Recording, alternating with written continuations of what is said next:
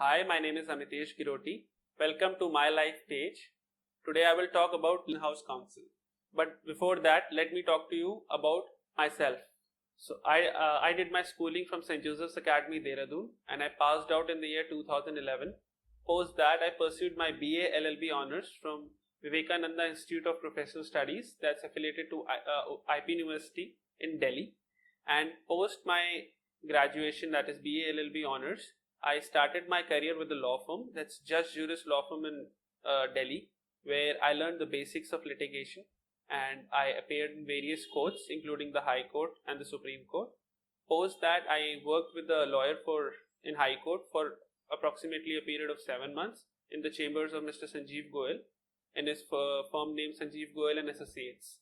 And as of now, I'm working with DHFL, that's Dewan Housing Finance Limited, as a legal manager from past 6 months. In-house counsel is a lawyer who's on the roles of a company and working for a company on a full-time basis, right? He's like any other employee of the company, but he's taking care of the legal affairs of the company. And his role includes managing the day-to-day legal activities of the company, that is the legal challenges or hurdles faced by the company. So his role is multifaceted, and he has to give legal advice to the company and in case of any legal hurdle is faced by the company. Moreover than that, if in case any other legal entity or company or an individual files a court case against the company he is working for, he has to defend that with the help of the empaneled lawyers. So if you study law, it doesn't necessarily mean that you have to practice law or become an in-house counsel. Studying law also gives you a lot of legal awareness and helps you in other professional aspects as well.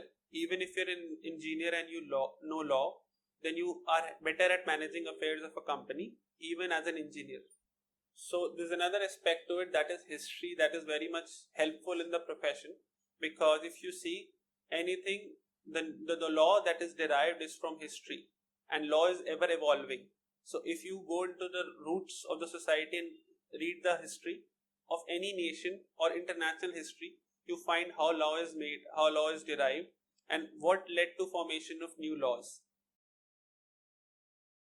Then another aspect to it is the understanding capacity, right? So because court cases, the details are really lengthy, but you need to have a knack of understanding things really fast so that you can analyze things, perceive things, and come to a conclusion.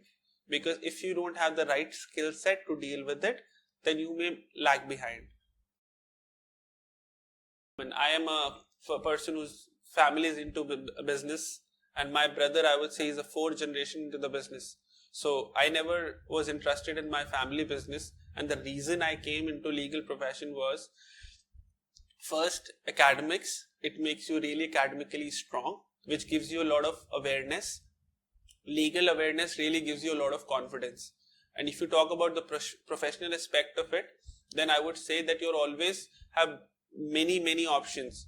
You could go in-house, you could start your own practice, you could work with some corporate as a corporate lawyer, you could become an immigration lawyer. So your options are really wide. There's a lot of competition in every profession, I would say, but I would say in this profession, like there's a boom, and there have many law colleges have opened up. Bar Council of India has given licenses to various institutions to impart legal education, and this has led to an inflow of many new lawyers in the industry. But despite competition, if you have to make a mark, it's important that you work hard and make a mark for yourself by enriching your experience in different fields of law or focusing on a particular field of law. So basically, for an in-house counsel, your office is in the company itself, where your legal team sits. In the morning, you may need to go to the courts and assist the court in various matters of your company, along with the empaneled lawyers of the company. Post that, there are certain set of meetings with the people of the management, be it from different teams, who would need legal assistance of yours. Thirdly, you need to deal with the matters that are coming in the court in the forthcoming days, and see how you need to strategize those matters, what has to be said and done. You need to draft certain plaints sometimes or replies, give your legal inputs on various legal questions that are being raised by the court in various cases or by the panel lawyer.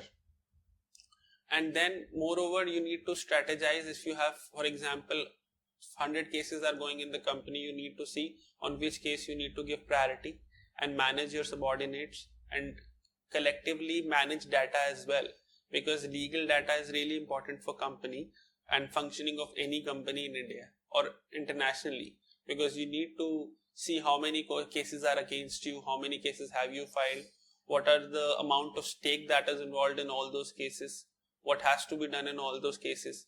So I think data management is also one important aspect when you go in-house as a lawyer. Working hours from 9:30 to 6:30, but that there's no time constraint in this profession. You may have to work till 8 in the evening, and sometimes even after coming home I do some study on the legal topics that are like recent legal topics or the new judgments that have to be read, because upgrading yourself is really important. You should be aware as to what is going in the legal fraternity and what is the Supreme Court saying about various aspects, because you need to be somebody who's really knowledgeable about the legal area as a whole.